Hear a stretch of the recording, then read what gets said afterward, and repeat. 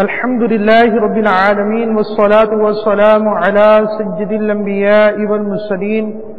أما بعد فأعوذ بالله من الشيطان الرجيم بسم الله الرحمن الرحيم الصلاة والسلام عليك يا رسول الله وعلى آلك وأصحابك يا حبيب الله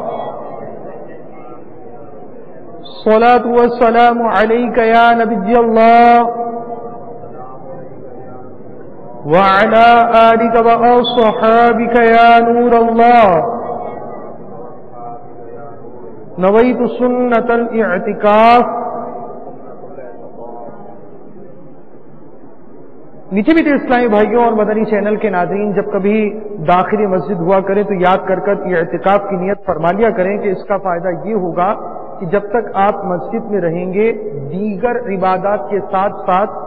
اعتکاف کا ثواب بھی ملتا رہے گا.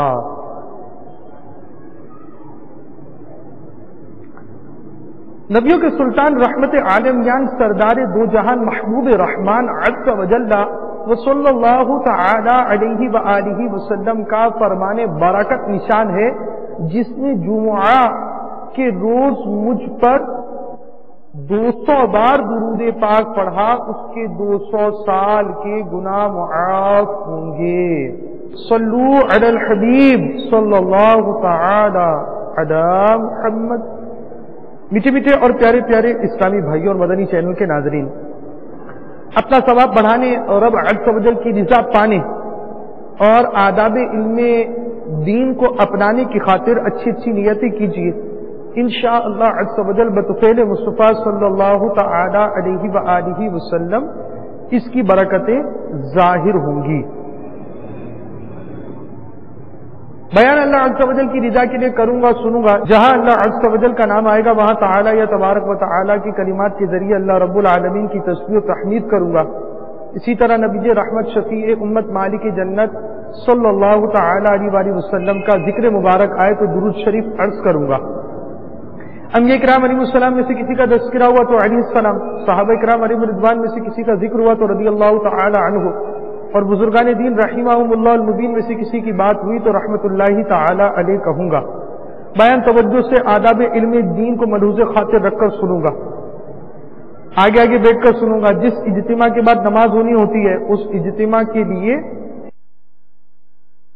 اس انداز سے بیان سنا جائے کہ صف بندی کی صورت میں بیٹھ کر سنا جائے تاکہ نماز پڑھنے کے لیے آسانی ہو. جو بیان کیا جائے اس پر عمل بھی کروں گا. دوسروں کے آگے بیان کر نیکی کی دعوت پھیلانے کے ثواب کا حقدار بنوں گا. بالخصوص گھر میں بیان کر گھر والوں کی اصلاح کا سامان کروں گا. جو بات سمجھ میں نہ آئے علماء اہل سنت سے سمجھ لوں گا. الى غیر ذالک من نیات کثیرہ، جس قدر نیتیں کریں گے انشاءاللہ عز و جل بطفیل مصطفیٰ صلی اللہ تعالی علیہ وآلہ وسلم اس کی برکتیں پائیں گے. اللہ تبارک و تعالی سورۃ الجمعہ آیت نمبر 9 میں ارشاد فرماتا ہے، اے ایمان والو، جب نماز کی آذان ہو جمعہ کے دن تو اللہ عز و جل کے ذکر کی طرف دوڑو اور خرید و فروخت چھوڑ دو، یہ تمہارے لیے بہتر ہے اگر تم جانو. صدر الافاضل حضرت علامہ مولانا سید محمد نعیم الدین مراد آبادی علیہ رحمت اللہ الہادی فرماتے ہیں، حضور اکرم نور مجسم شاہ بنی آدم رسول محتشم شہنشاہ عرب و عجم صلی اللہ تعالی علیہ وآلہ وسلم جب ہجرت کر کے مدینہ طیبہ زادہ اللہ شرفا و تعظیمہ تشریف لائے تو 12 ربیع النور روز دوشنبہ یعنی پیر شریف کو چاش کے وقت مقام قباء میں اقامت فرمائی اور مسجد کی بنیاد رکھی. روز جمعہ مدینہ طیبہ زادہ اللہ و شرفا و تعظیمہ کا عزم فرمایا. بنی سالم ابن عوف کے بطن وادی میں جمعہ کا وقت آیا، اس جگہ کو لوگوں نے مسجد بنایا. سرکار مدینہ منورہ سلطان مکہ مکرمہ صلی اللہ تعالی علیہ وآلہ وسلم وزادہم اللہ شرفا و تعظیمہ نے وہاں جمعہ ادا فرمایا اور خطبہ بھی ارشاد فرمایا. میٹھے میٹھے اور پیارے پیارے اسلامی بھائیوں، جمعہ اللہ رب العالمین کی نعمتوں میں سے ایک نعمت ہے۔ جمعہ یوم عید ہے، جمعہ سب دنوں کا سردار ہے، جمعہ کے روز جہنم کی آگ نہیں سلگائی جاتی، جمعہ کی رات دوزخ کے دروازے نہیں کھلتے، جمعہ کو بروز قیامت دلہن کی طرح اٹھایا جائے گا، جمعہ کے روز مرنے والا خوش نصیب مسلمان شہید کا رتبہ پائے گا، عذاب قبر سے محفوظ رہے گا۔ مفسر شہید حکیم الامت حضرت مفتی احمد یار خان علیہ رحمت اللہ الحنان فرماتے ہیں، جمعہ کو حج ہو تو اس کا ثواب 70 حج کے برابر ہے۔ جمعہ کی ایک نیکی کا ثواب 70 گنا ہے۔ میٹھے میٹھے اور پیارے پیارے اسلامی بھائیوں اور مدنی چینل کے ناظرین، جمعہ کی بے شمار برکات ہے۔ چنانچہ جمعہ کے دن امامہ باندھنے کی بھی بڑی فضیلت ہے۔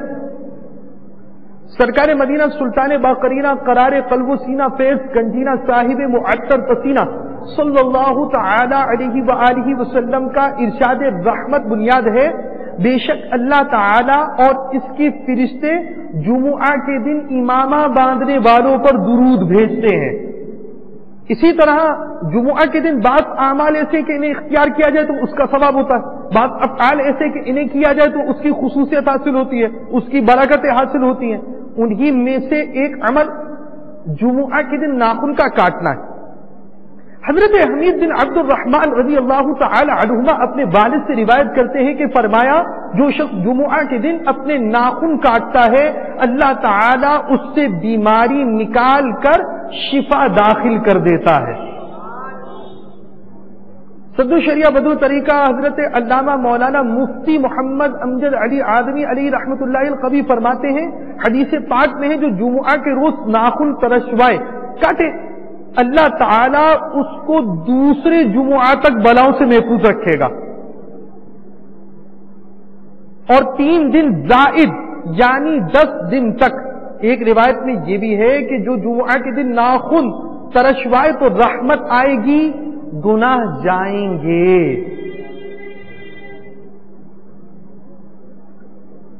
یاد رکھیے کہ در مختار میں ہے، حجامت بنوانا اور ناخن ترشوانا جمعہ کے بعد افضل ہے۔ صدر شریعہ بدر طریقہ حضرت مولانا امجد علی آدمی علی رحمت اللہ القوی فرماتے ہیں، جمعہ کے دن ناخن ترشوانا مستحب ہے۔ ہاں اگر زیادہ ہو گئے ہو تو جمعہ کا انتظار نہ کرے، ناخن بڑا ہونا اچھا نہیں،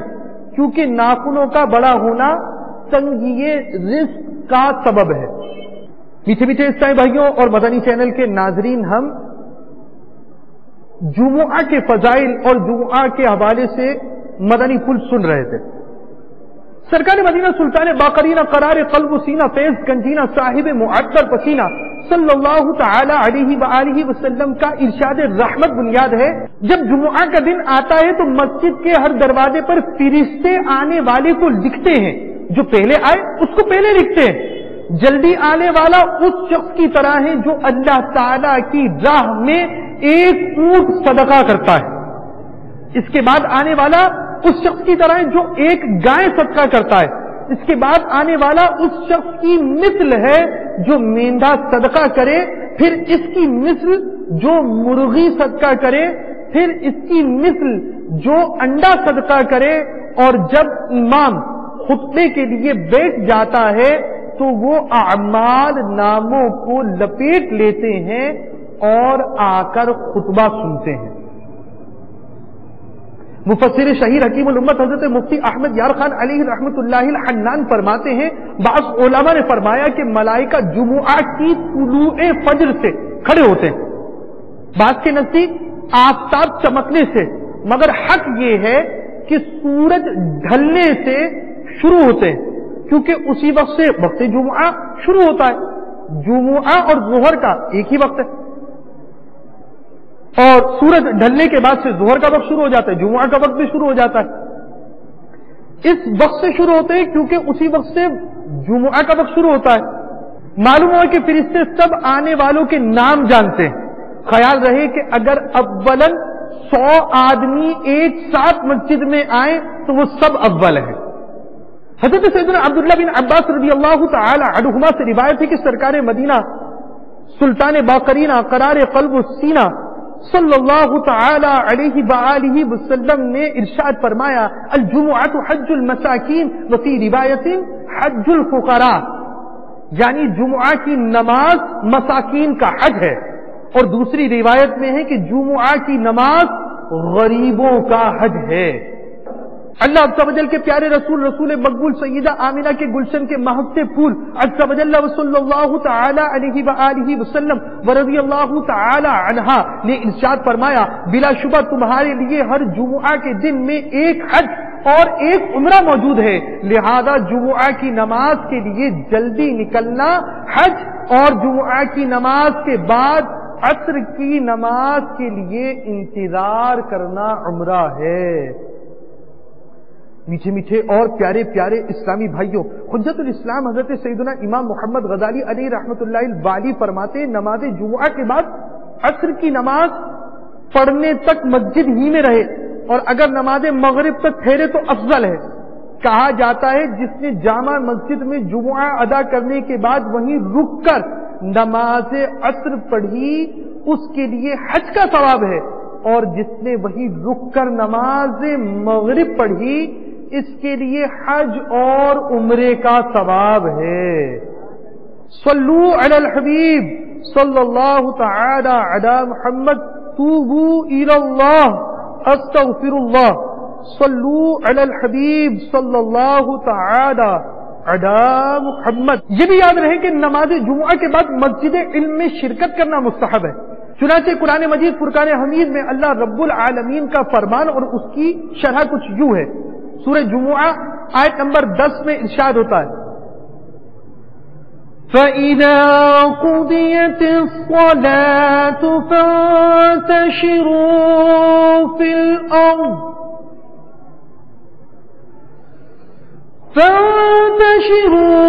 فِي الْأَرْضِ وَابْتَغُوا مِن فَضْلِ اللَّهِ واذكروا الله كثيرا لعلكم تفلحون.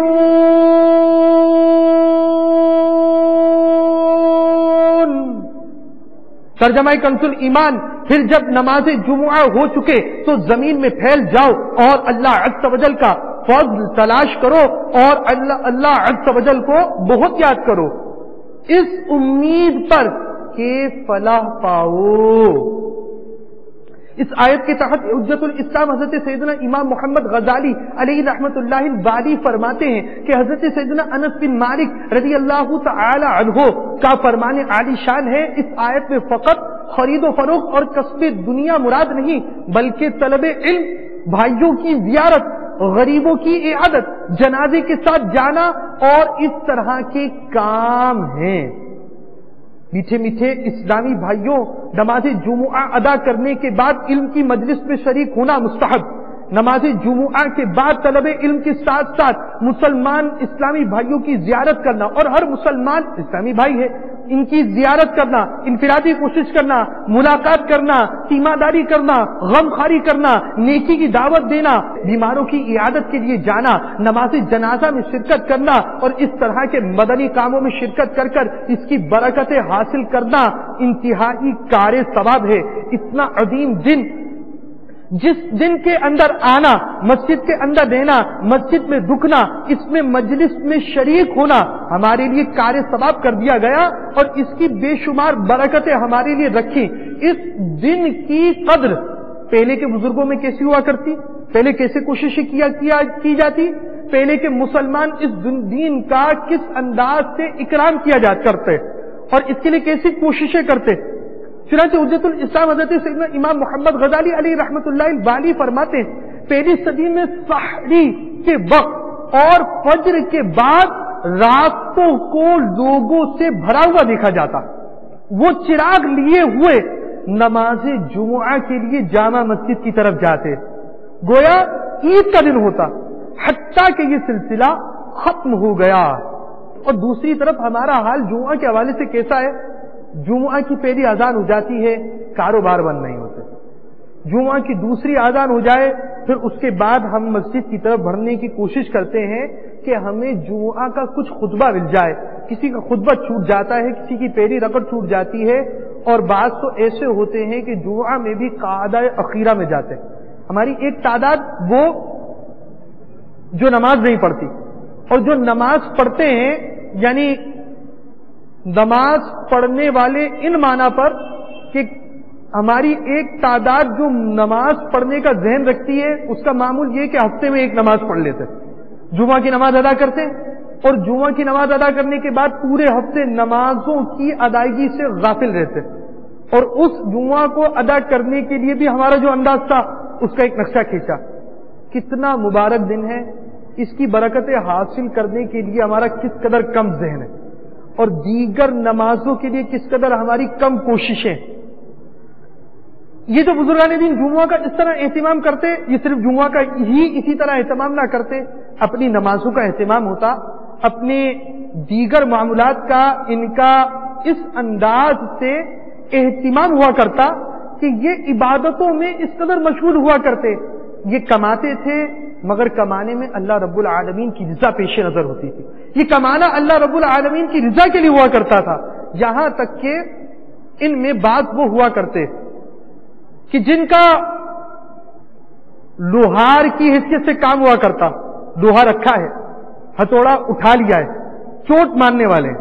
دوسری طرف کوئی جوتا سی رہا ہوتا، سوئی اندر ہوتی، ایک طرف سوئی نکالنی ہے، ہتھوڑا اٹھ چکا ہے اور اب چوٹ مارنی ہے، نیچے لے کر آنا ہے، مگر دوسری جانب سے آذان کی آواز آ جاتی ہے۔ اب یہ طبقہ جو جمعہ کا ایسا اہتمام کرنے والا ہے، دوسری جانب ہر نماز کا ایسا اہتمام ہوا کرتا کہ وہ لوہار لوہے پر چوٹ مارے بغیر ہتھوڑا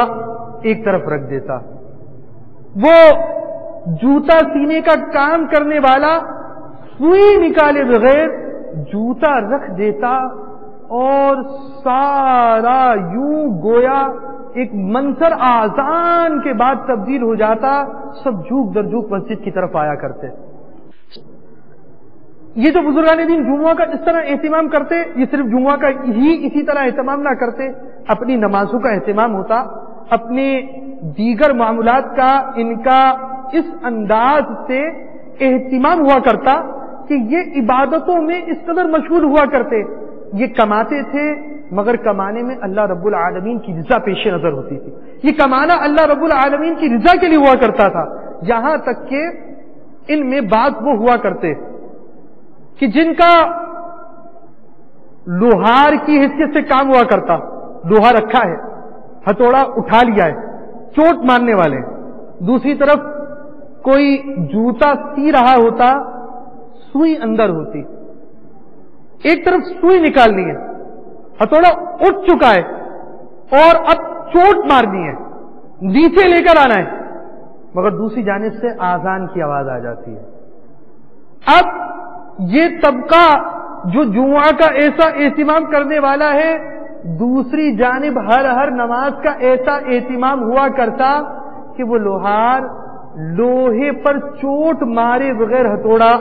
ایک طرف رکھ دیتا، وہ جوتا سینے کا کام کرنے والا سوئی نکالے بغیر جوتا رکھ دیتا، اور سارا یوں گویا ایک منظر آذان کے بعد تبدیل ہو جاتا، سب جھوک در جھوک مسجد کی طرف آیا کرتے، اس انداز سے مسجد کی طرف جا رہے ہوتے، مسجد کی طرف آنا، مسجد کو بھرنا، مسجد کی طرف بڑھنا، مسجد کی طرف دوسروں کو لے کر آنا، جو مسجدوں میں نہیں آتے ان پر انفرادی کوشش کر مسجد کے اندر لے کر آنا، جماعت کے اندر دوسروں کو دیکھنا کہ کون آیا کون نہیں آیا، جو نہیں آیا ان کی خیر خواہی کرنا، یہ ہمارے بزرگان دین رحمہم اللہ المبین کا طریقہ ہوا کرتا۔ دوسری جانب آج ہماری حالت یہ ہے، دوسرے کو دعوت دینا، دوسرے کو لے کر جانا، اپنے بچے کو سمجھانا، بچے کو مسجد میں لے کر آنا، بھائی کو ترغیب دلانا، والد صاحب سے گزارش کر کر مسجد کے اندر لے کر آنا، اپنے رفیق، اپنے دوست، اپنے احباب پر انفرادی کوشش کر کر مسجد کے اندر لے کر آنا تو بہت دور کی بات ہے۔ آج آذان سن لیتے ہیں، جماعت کا وقت ہوتا ہے، جماعت کا وقت بھی گزر جاتا ہے، یہاں تک کہ نماز کا وقت گزر جاتا ہے، مگر مسجد میں آنا دور کی بات، ہم اپنے گھروں پر بھی نماز نہیں پڑھ پاتے۔ مگر یاد رہے، جو لوگ گھر پر نماز پڑھتے ہیں جبکہ جماعت واجب ہو اور جماعت کے واجب ہونے کی شرائط پائی جائیں، تب بھی ان کا اس انداز سے گھر پر نماز پڑھنا بھی گناہ ہے۔ ان کے لیے لازم ہے، واجب ہے، ضروری ہے کہ وہ مسجد میں آئیں اور جماعت مستحبہ کے ساتھ نماز ادا کریں۔ صلو علی الحبیب صلی اللہ تعالی علی محمد۔ مدنی مرکز کے بیان کردہ طریقہ کار کے مطابق آخر میں مدنی پھول بیان کیے جاتے ہیں۔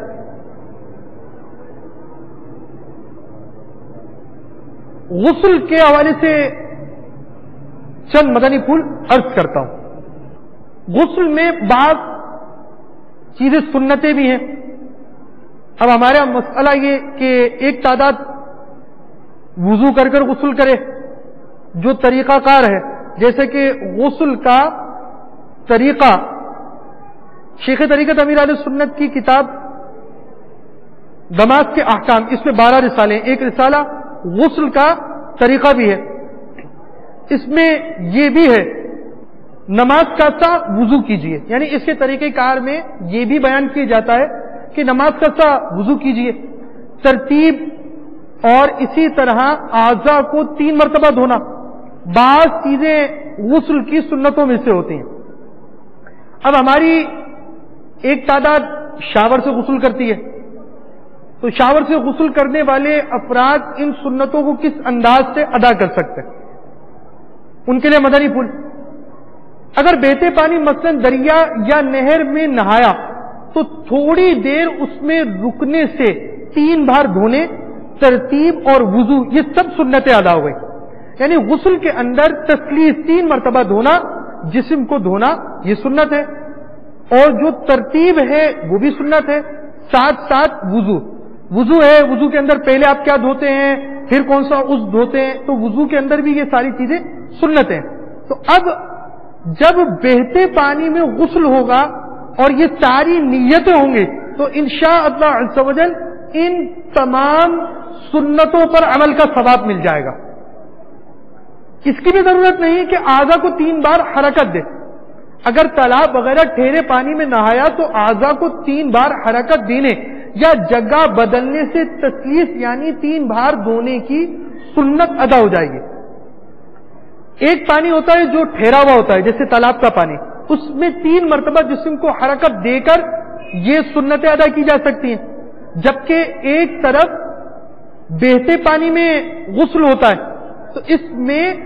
کچھ دیر رکنے سے یہ نیتیں ہوں گی تو یہ سنتوں پر عمل کرنے کا ثواب مل جائے گا۔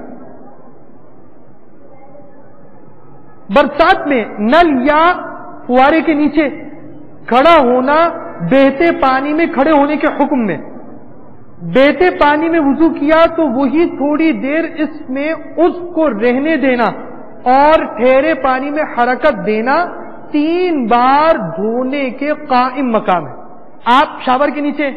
غسل کر رہے ہیں اور غسل کرتے وقت آپ نے نیت کر لی وضو کی،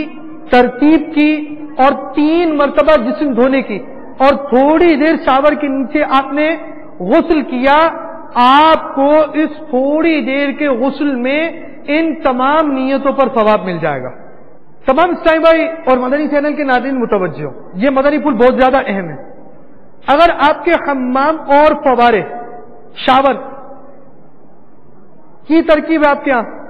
تو اسے اچھی طرح دیکھ لیجئے کہ اس کی طرف منہ کر کر براہنا بے لباس نہانے میں منہ یا پیٹھ قبلے شریف کی طرف تو نہیں ہو رہا. استنجا خانے میں بھی اسی طرح احتیاط فرمائیے. قبلے کی طرف منہ یا پیٹھ ہونے کا معنی یہ ہے کہ 45 درجے کے زاویے کے اندر ہو. لہذا یہ احتیاط بھی ضروری ہے کہ 45 ڈگری کے زاویے کے باہر ہو. اس مسئلے سے اکثر لوگ ناواقف ہیں. میٹھے میٹھے اسلامی بھائی اور مدنی چینل کے ناظرین، اپنے WC کا رخ درست فرمائیے، اپنی شاور کا رخ درست فرمائیے، غسل و نماز کے مسائل سیکھ جائیے اور جمعہ کی برکتیں پائیے. دعوت اسلامی کا مدنی ماحول اپنائیے، مدنی قافلوں کے مسافر بن جائیے، مدنی انعامات کا رسالہ تھام لیجیے. انشاءاللہ عز و جل بطفیل مصطفیٰ صلی اللہ تعالی علیہ وآلہ وسلم اس کی برکت سے پابند سنت بننے، گناہوں سے نفرت کرنے اور ایمان کی حفاظت کے لیے پڑھنے کا ذہن بنے گا. ہر اسلامی بھائی اپنا یہ مدنی ذہن بنائے کہ مجھے اپنی اور ساری دنیا کے لوگوں کی اصلاح کی کوشش کرنی ہے انشاءاللہ عز و جل. اللہ کرم ایسا کرے تجھ پہ جہاں میں، اے دعوت اسلامی تیری دھوم مچی ہو. آمین بجاہ النبی الامین صلی اللہ تعالی علیہ وآلہ وسلم. صلو علی الحبیب صلی اللہ تعالی علی محمد. توبوا الی اللہ استغفر اللہ. صلو علی الحبیب صلی اللہ تعالی علی محمد.